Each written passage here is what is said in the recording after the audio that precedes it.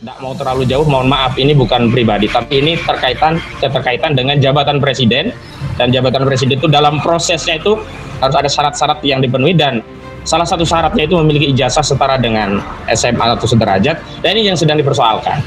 Ini syarat untuk menjadi presiden yang diatur dalam konstitusi itu tidak terpenuhi. Kalau sampai ini tidak terpenuhi, kan ini presiden kurang syarat, berarti tidak syah, berarti ilegal, berarti inkonstitusional. Ini cuma soal kertas yang panjang lebar tuh, dan yang ngapain sih persoalan ijazah tuh? Kalau seseorang betul-betul ingin memimpin, tetapi karena dia presiden, dia mesti membawa persyaratan itu, dan berarti KPU tidak verifikasi dong kalau begitu kan. Karena KPU juga bisa datang dengan bukti, kami udah verifikasi tuh ijazahnya asli. Jadi KPU juga mesti jadi saksi, kunci di situ kan. Karena ini soal presiden dan KPU. Kalau KPU menerima itu artinya KPU udah verifikasi. Nah kalau KPU nggak verifikasi berarti ada permainan antara KPU dan Jokowi pada waktu itu sebagai individu, bukan sebagai presiden. Itu bahayanya. Dan confirm saya benar. Kenapa Jokowi nggak datang? Padahal dia sudah bersumpah menurut pasal 9 Undang-Undang Dasar 45, dia bersumpah demi Allah sebagai presiden dan wakil presiden akan menjalankan undang-undang sebaik-baiknya dan seluruh-seluruhnya demi nusa dan bangsa. Demi Allah. Ternyata dia digugat tidak datang, kan tidak menjalankan undang-undang. Jadi seharusnya semua kasus ini dibawa aja ke pengadilan. Dengan mudah orang lihat nanti, oh kalau begitu pembuktian pengadilan benar. Itu artinya si Bambang itu pembuat hoax. Dan itu nggak ada urusan dengan agama. Dia membuat hoax, ya buat hoax saja kan. Bahwa dia kemudian bersaksi di depan Gus Nur, dan itu adalah bohong, ya udah itu pertanggungjawaban dia di akhirat. Nggak perlu diadili di publik. Itu bukan soal penghinaan agama. Ini soal seseorang bertanggung jawab terhadap sumpah dia pada orang lain. Jadi kita tidak sedang beradu argumentasi di sosial media gitu loh. Jadi saya juga merasa risih kalau argumentasi hukum yang formal disampaikan di hadapan proses persidangan di counter dengan argumentasi sosial media, dan nggak relevan juga gitu loh. Satu, dia bukan pelaku sejarahnya, testimoni di audit itu. Dua, forumnya sosial media jadi tidak bernilai. Ketiga, yang kita gugat berulang kali SD, SMP, SMA, nggak ada urusan sama UGM. Saya juga nggak tahu kenapa rektor itu baper gitu, tiba-tiba menanggapi satu gugatan yang nggak ada hubungannya, ada terkaitannya dengan UGM. Baik dari pihak nggak ada urusan dengan UGM, materi perkaranya nggak ada urusan dengan UGM, bahkan petitumnya kita nggak menuntut rektor UGM berhenti dari jabatannya, nggak ada itu. Kalau dalam petitum ada misalnya kita tuntut rektor UGM berhenti dari jabatannya, baru dia boleh baper ya. Soal isu ijazah palsu, Refli Harun sebut ada dua pertanyaan penting yang harus dijawab Presiden Jokowi. Ahli Hukum Tata Negara dan pengamat politik Indonesia Refli Harun mengatakan ada dua pertanyaan penting dalam isu dugaan ijazah palsu yang seharusnya dijawab oleh Presiden Jokowi. Jadi menurut dia ada dua pertanyaan penting yang harus dijawab. Yang pertama, ijazahnya ada atau tidak. Lalu yang kedua, apakah ijazah itu yang digunakan atau tidak. Sebagai negara hukum, Refli juga menjelaskan tentu saja ada persyaratan-persyaratan yang menurut hukum harus dipenuhi dan tidak boleh diabaikan. Dan mengenai dugaan palsu ijazah Presiden Jokowi, Refli tidak mau banyak berspekulasi selain menyerahkan pada mekanisme hukum. Seperti yang diberitakan sebelumnya, Bambang Trimulyono menggugat Presiden Joko Widodo atau Jokowi terkait dugaan ijazah palsu. Gugatan penulis buku Jokowi Undercover itu terdaftar dalam nomor perkara 592/PDT-G/2022/PN Jakarta Pusat dengan klasifikasi perkara adalah perbuatan melawan hukum. Dalam petitumnya, penggugat ingin PN Jakarta Pusat menyatakan Presiden Jokowi telah melakukan perbuatan melawan hukum berupa membuat keterangan yang tidak benar atau memberikan dokumen palsu berupa ijazah SD, SMP, dan SMA atas nama Joko Widodo. Spekulasi ijazah palsu Presiden Jokowi terus bergulir. Refli Harun sebut hanya ada satu cara menghentikannya.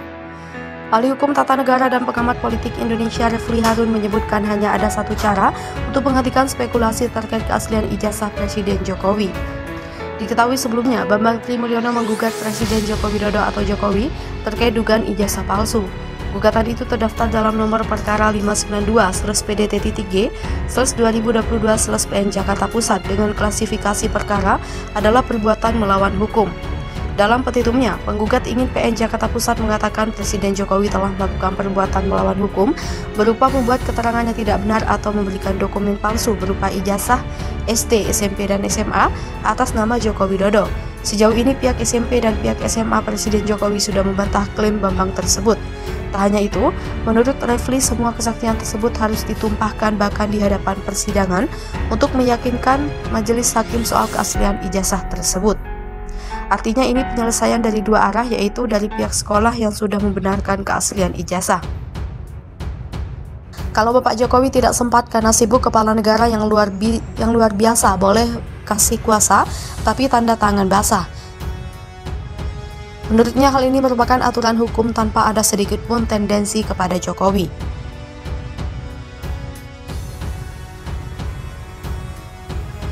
Selain itu, Egy Sujana juga berharap agar kliennya dalam hal ini Bambang Tri diperkenakan hadir ke persidangan, sebab saat ini Bambang Tri tengah ditahan oleh Mabes Polri atas kasus ujaran kebencian dan penistaan agama.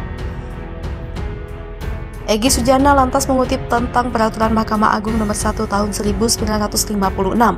Itu hak properti yang dimiliki Bambang Tri hasil penelitian, survei dia bikin buku itu milik dia. Diketahui Bambang Tri dan Sugi Indur Raharja ditahan Mabes Polri atas laporan polisi nomor LP/B/058/10/2022 Bareskrim Polri tanggal 29 September 2022 dengan pelapor Dodo Baidlawi.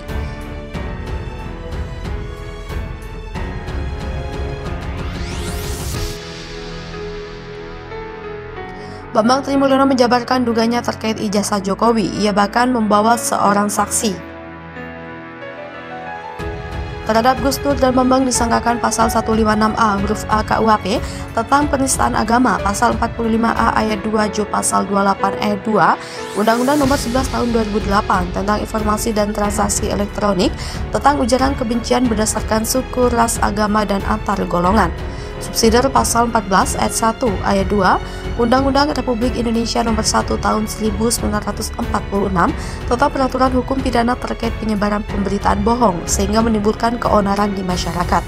Egy Sujana meminta agar kedua kliennya itu yang disebutnya ditahan di penjara bahwa tanah Mabes Polri bisa ditangguhkan penahanannya. Bambang Tri dituduh ingin bikin kegaduhan. Deputi 5 Kepala Staf Kepresidenan Juri Ardiantoro menilai tuduhan dan gugatan terhadap keaslian ijazah Presiden Jokowi oleh Bambang Tri Mulyono dan pihak-pihak lain sejatinya ingin membuat kegaduhan yang tidak peduli Indonesia tenang. Bahkan sambung dia, mereka juga tidak peduli terhadap usaha-usaha pemerintah di bawah kepemimpinan Presiden Jokowi yang telah berhasil bangkit dari berbagai kesulitan akibat pandemi dan mendapat pengakuan mereka. Juli menyebut isu ijazah palsu Presiden Jokowi sengaja digulirkan oleh Bambang Tri Mulyono dan pihak-pihak lain karena mereka tidak ingin melihat kesuksesan Presiden dalam membawa kemajuan bagi Indonesia. Selain itu, juga sebagai bentuk kekhawatiran terhadap pengaruh Presiden Jokowi pada pemilu 2024. Jokowi mengaku tidak pernah meragukan keaslian ijazah Presiden Joko Widodo, sebab dirinya merupakan pelaku atas proses validasi keabsahan berkas-berkas Presiden Jokowi termasuk ijazah, yakni saat Jokowi mendaftarkan diri sebagai calon gubernur DKI Jakarta tahun 2012 dan sebagai calon presiden tahun 2014. Juli menegaskan dalam dua peristiwa tersebut, KPU sebagai institusi yang menerima dan memeriksa dokumen yang diajukan telah melakukan verifikasi lapangan, termasuk membuka dan menerima pengaduan publik bagi calon-calon yang mendaftar.